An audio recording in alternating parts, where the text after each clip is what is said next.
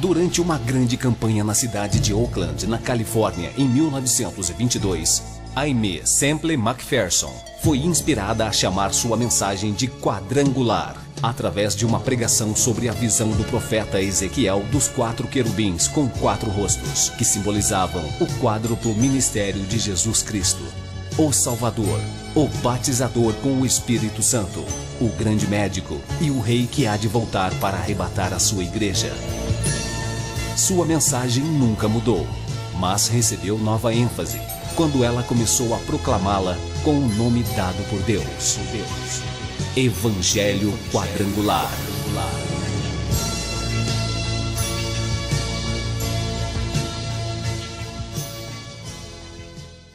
A Igreja do Evangelho Quadrangular Independente passa a apresentar o programa Cristo, Esperança Nossa, numa palavra poderosa a seu favor, a favor do seu lar, a favor da sua família, você que está sofrendo, você que está sem paz em sua vida, em seu coração, você que está sem saber que rumo, que direção tomar. Comece a partir de agora a colocar o Senhor Jesus Cristo como a esperança para a sua vida, para o seu lar e para a sua família. E dentro de alguns instantes estaremos formando a cadeia da prece poderosa, quando estaremos orando, intercedendo a Deus, em o nome do Senhor Jesus Cristo, a seu favor e a favor de todo o seu lar. Participe dos trabalhos de nossa igreja aqui em Poços de Caldas.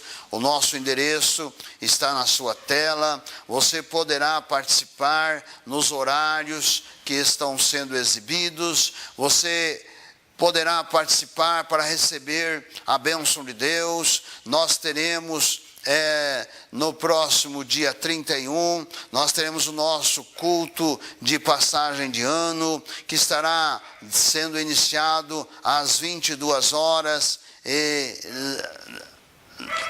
do dia 31, e você poderá participar conosco para receber o novo ano na presença de Deus, para que o novo ano possa ser uma bênção, possa ser uma vitória para a sua vida, para o seu lar e para a sua família. O nosso culto de passagem de ano será realizado em nossa sede, a Travessa Francisco Sales, número 90, ali atrás da Policlínica Central, ali no estacionamento da Policlínica Central.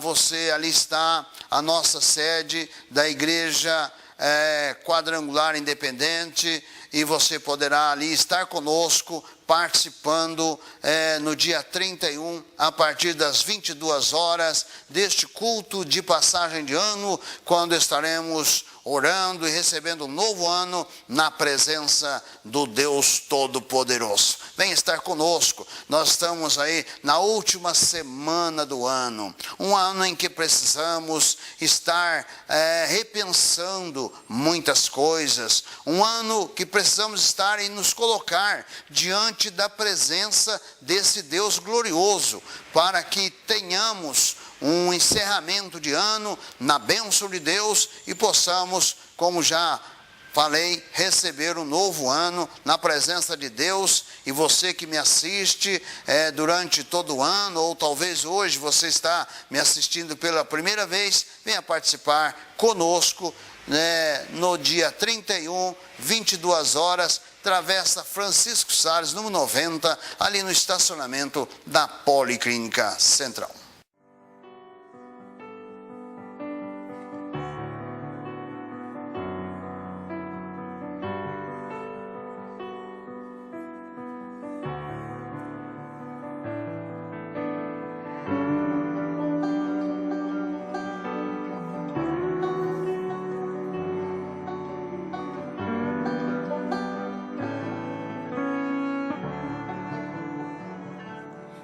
Mesmo na escura noite, eu correrei pra ti, meu Pai. Tens o que preciso, és quem eu procuro, mesmo se em meio à dor. Esperarei em ti, meu Pai. Tens o que preciso, és quem eu procuro, és o amor que enche as lacunas do meu ser, és o amor que transborda os profundos vãos, és bondade que atrai, com irresistível graça eu te dou tudo que sou.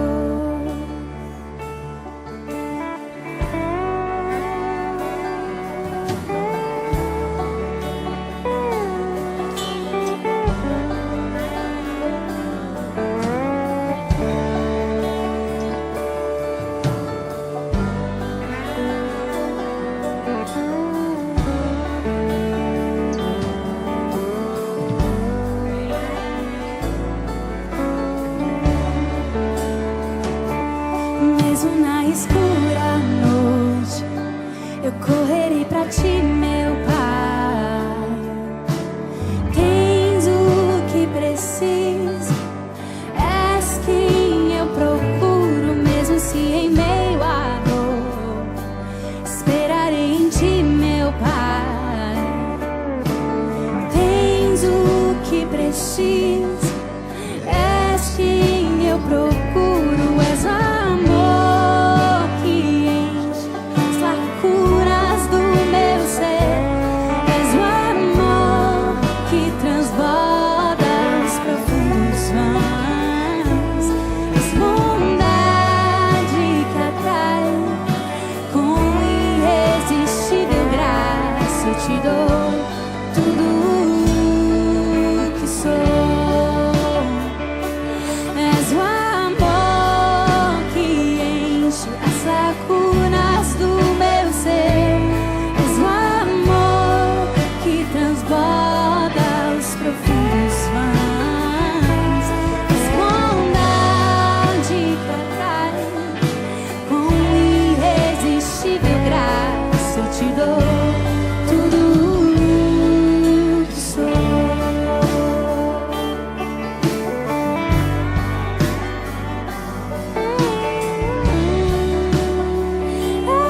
te dou tudo que eu sou.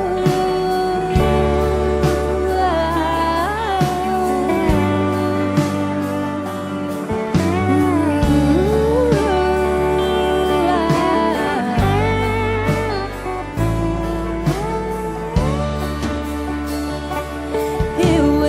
espero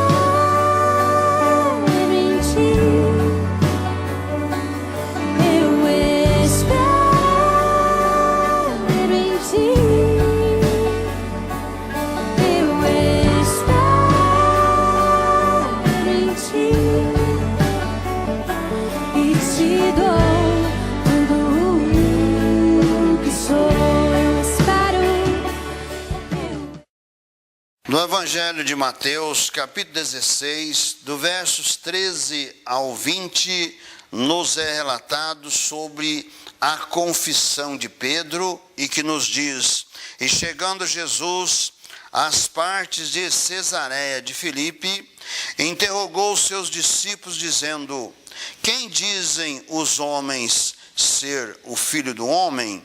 E eles disseram: uns João Batista, outros Elias e outros Jeremias ou um dos profetas.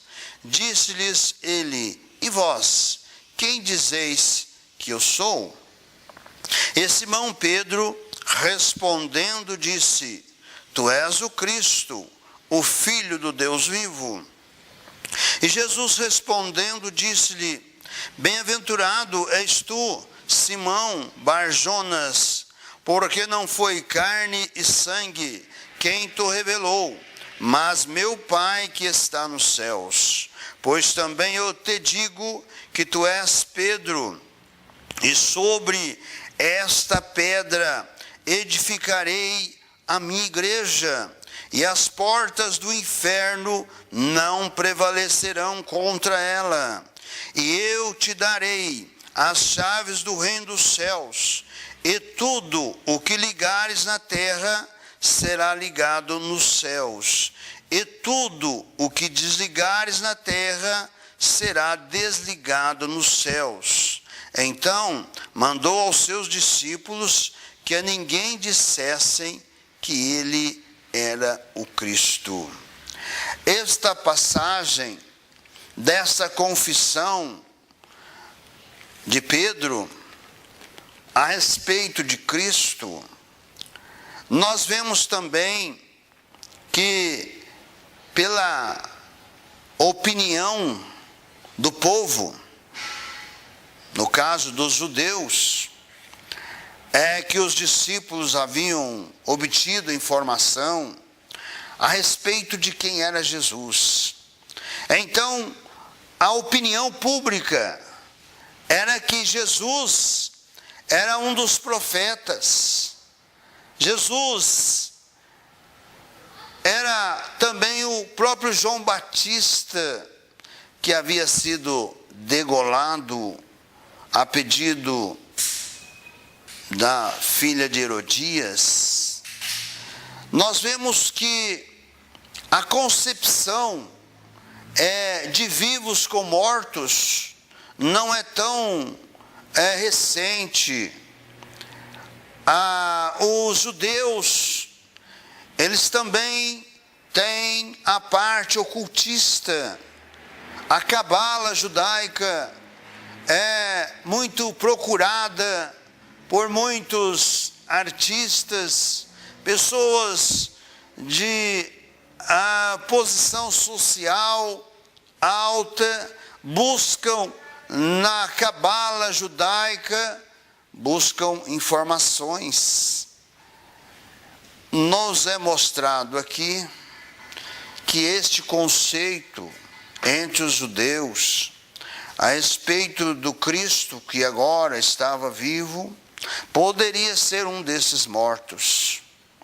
Mas Cristo nos mostra que ele queria algo palpável, ele queria algo real. Morto não é real. Há muitos que estão buscando informações, buscando a ajuda de mortos. Os mortos, diz Hebreus 9, 27, que ao homem está ordenado morrer uma vez só, vindo depois disso o juízo de Deus. Morto não tem contato com vivos, e é isto que Jesus coloca. Eu quero uma informação precisa. Eu não quero fantasia, eu não quero ocultismo, eu não quero informação de demônios, eu quero uma confissão. O que vocês dizem? Vocês que estão convivendo comigo, o que vocês dizem a meu respeito? Quem eu sou? Ninguém poderia dar a resposta, ninguém poderia dar a informação a respeito de Cristo, porque na verdade Cristo estava sendo uma incógnita por causa da oposição religiosa. Os religiosos são os maiores opositores do reino de Deus. Mas aqueles discípulos que estavam ali no dia a dia com Jesus, que foram escolhidos por ele, Jesus os inquiriu. E Pedro, que sempre estava na dianteira de todos, em todos os atos, ele se avança e faz uma declaração, dizendo: tu és o Cristo, o Filho do Deus vivo. E qual é a resposta que Jesus dá a Pedro? Não foi carne, não foi sangue que te revelou. Isto não é opinião sua, é o meu Pai, pelo Espírito Santo, que te revelou a minha identidade. E por este motivo, eu te digo que tu és Pedro. Palavra de Jesus, tu és Pedro. É a confirmação do que Pedro havia confirmado, que Jesus era o Filho de Deus, assim como o Espírito Santo inspirou Pedro para confessar diante de todos os discípulos que Jesus era o Filho de Deus. Jesus confirma a Pedro: tu és Pedro. Quem vai dizer que ele não era Pedro? Todos os discípulos que o conheciam, inclusive conheciam a índole de Pedro, eles receberam esta confirmação. Bem-aventurado és tu, Simão Barjonas, porque não foi carne e sangue quem te revelou, mas meu Pai que está nos céus. Pois também eu te digo que tu és Pedro, e sobre esta pedra edificarei a minha igreja, e as portas do inferno não prevalecerão contra ela. Qual é esta pedra? A igreja romana criou uma doutrina a respeito divergente da palavra de Deus. Criou uma doutrina para alegar, para dar um andamento naquela da sua fé, da sua doutrina, em que Pedro foi o primeiro Papa. Pedro nunca foi Papa. A história não nos revela que Pedro esteve em Roma. Pedro foi apóstolo entre os judeus. Pedro não andou no meio dos gentios.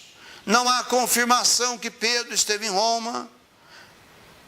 Pedro não foi esta ação, essa doutrina criada, e com isto deu margem para a criação do quê? De santos. Estes santos que representam algum personagem bíblico. E nos dias de hoje está representando pessoas que viveram. Muitos padres estão sendo canonizados pela igreja romana para ser um santo do país que ele está, do estado que está, para que a igreja romana possa alavancar a fé dessas pessoas que precisam urgentemente conhecer o Evangelho de Cristo, conhecer as verdades do Evangelho. Jesus salva. Mortos não têm contato com vivos. Quem está consultando mortos são espíritos de demônios. Mortos não pode fazer nada pelos vivos. Mesmo Cristo, se estivesse morrido, foi sepultado, mas se ele não houvesse sido ressuscitado pelo poder de Deus, se apresentando por cerca de 40 dias aos seus discípulos, comendo e bebendo com ele, numa comprovação que ele era o próprio Cristo, que havia sido crucificado, havia sido sepultado e agora estava ressuscitado. Nos é relatado no livro de Atos que em um momento, cerca de 500 irmãos puderam ver Jesus ressuscitado. Qual que é a sua dúvida para não crer em Jesus? Qual é a sua dúvida para você trocar um Cristo vivo e poderoso? Aliás, é o único líder religioso no mundo que morreu e ressuscitou e tem provas incontestáveis, é Cristo. Como que você pode trocar a fé neste Cristo num Deus morto, num Deus que não pode fazer nada por você, num Deus que vai dar condições para espíritos de demônios atuar na sua vida? Não é só a igreja romana, não é. Há muitos segmentos que se dizem também cristãos, como a igreja romana diz, que estão distorcidos do Evangelho, estão levando as pessoas a um conhecimento errado, porque as pessoas não buscam o Evangelho, não buscam o Cristo vivo e poderoso. Nós estamos encerrando um ano de 2015, um ano que muitos não querem nem pensar que este ano existiu, por causa das catástrofes que nós tivemos.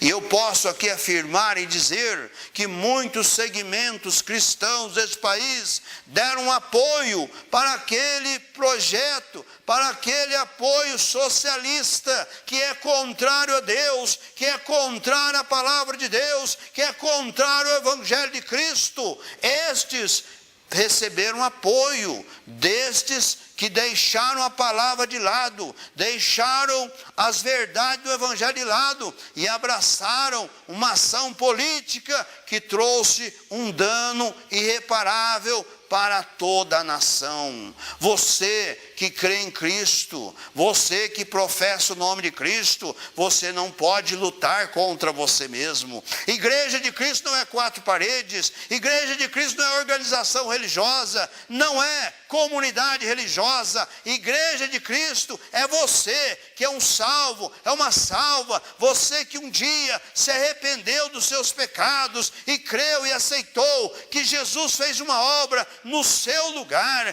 Este Cristo substituiu você, e ao reconhecer esta obra, aceitar este Cristo, confessar com a sua boca que você era um pecador, uma pecadora, e agora você precisava deste Cristo como Senhor da sua vida, Salvador da sua alma. Está registrado no Evangelho de João, capítulo 1, versículo 12, que foram mudados, transformados pelo poder de Deus em uma nova criatura em Cristo Jesus. Não é porque a pessoa quis, não. É o poder de Deus que mudou, que transformou a mente dessa pessoa, a vida dessa pessoa, para que agora ela passe a ser não alguém que vá promover a sua religiosidade, mas vai promover o reino de Deus, o reino de Cristo, vai promover o nome do Senhor Jesus Cristo, que é sobre todo nome.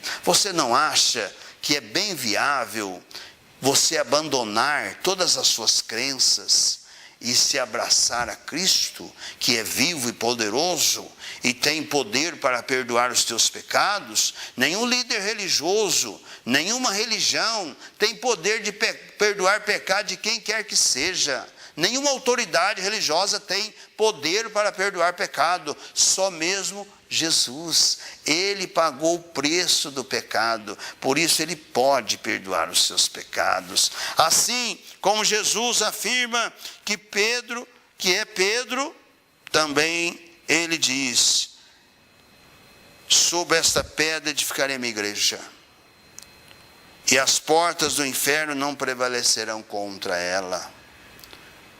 Que pedra é esta? É a pedra que Pedro acabou de confirmar. Tu és o Cristo, o Filho do Deus vivo. Pedro não é pedra. O nome Pedro quer dizer Petra, mas não é pedra. A pedra é Cristo. E a palavra de Deus nos informa nos Salmos que Cristo é a pedra angular, que foi posta na esquina. Cristo é a igreja, está fundada no fundamento de Cristo. Ninguém pode mudar esse fundamento.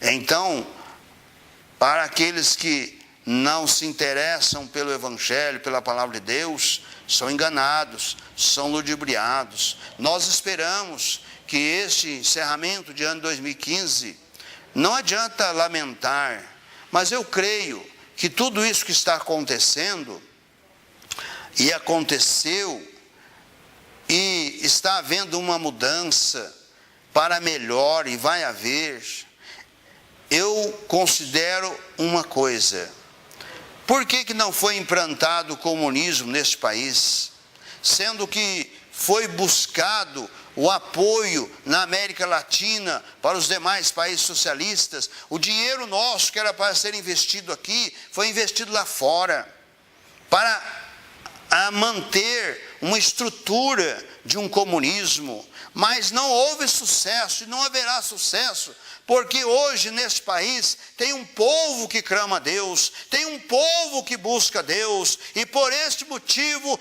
Deus tem estendido as mãos, embora passando por muitas lutas. E saiba de uma coisa, a igreja de Cristo, ela cresce, ela fortalece, é no meio da perseguição, é no meio da luta, é no meio da adversidade. No comodismo não existe igreja de Cristo. Muitos hoje querem usufruir do mundo, e Jesus diz que este mundo é um reino de Satanás, mas o reino dele não é deste mundo. Se você quer Cristo na sua vida, se você quer o reino eterno, a vida eterna em Cristo, você precisa optar pelo seu reino. E para o seu reino, você vai lutar, vai batalhar e vai entender que este mundo não tem absolutamente nada para te oferecer. Mas Jesus tem a vida eterna.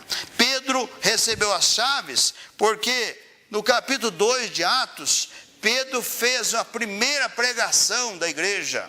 Pedro fez em Atos. E o que nos registra ali, quase 3.000 almas se arrependeram, aceitaram a Cristo como Senhor da vida, Salvador da alma, porque naquele dia todos os discípulos de Jesus falaram em línguas estranhas, línguas que eles eram galileus, de pouca cultura, mas eles falaram na língua que todo o povo que estava em Jerusalém, na festa de Pentecostes, entenderam e compreenderam na sua própria língua que Jesus era o Senhor, que Jesus era o Salvador, que Jesus era o libertador, e se converteram quase 3.000 almas.